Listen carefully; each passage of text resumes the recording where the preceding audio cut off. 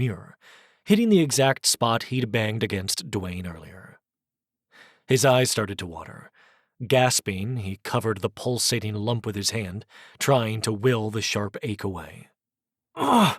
Mother of hell, that hurt! This is Ranger Lundeen. You're trespassing. This part of the park is closed to the public. The closed signs are clearly marked. You need to move your vehicle. Failure to comply will result in a call to the sheriff on top of the citation you are receiving.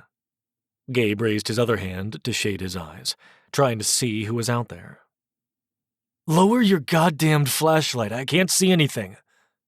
After a few seconds, the light was lowered, but the asshole didn't turn it off. Shifting sideways in his seat, Gabe squinted out the window again, blinking and trying to see clearly. Giving that up, he rolled the fogged window down. How do I know you're really a park ranger? You could be a fucking serial killer, he said to the looming stranger. In the glare of the flashlight, all Gabe could see was a silhouette.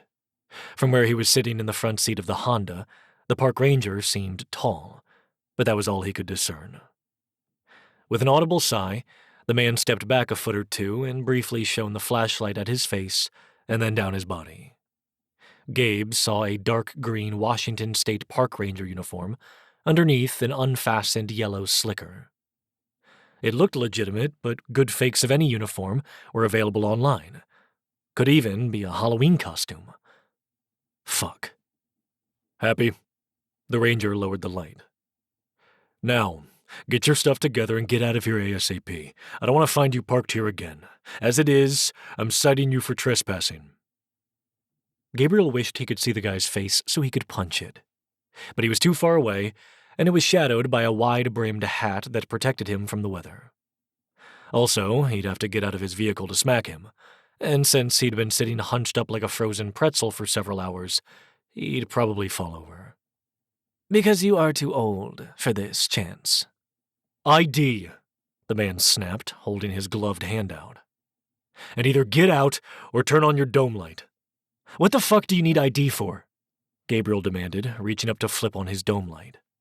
Because I asked you for it. Did you know that park rangers are law enforcement? Here I am, enforcing the damn law. Jesus Christ already, give me a second, I'll go.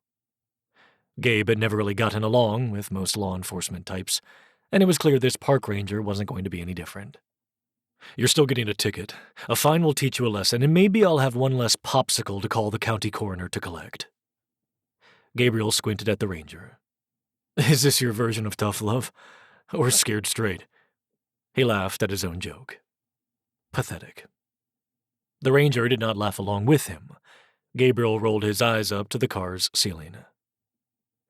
Identification, the ranger repeated. What the hell is it with people on this island and ID? Gabriel muttered as he painfully shifted around to retrieve his wallet from the back pocket of his jeans. Extracting his driver's license, he handed it out the window. This was the second time he'd shown a stranger his real ID today, and he did not like doing it.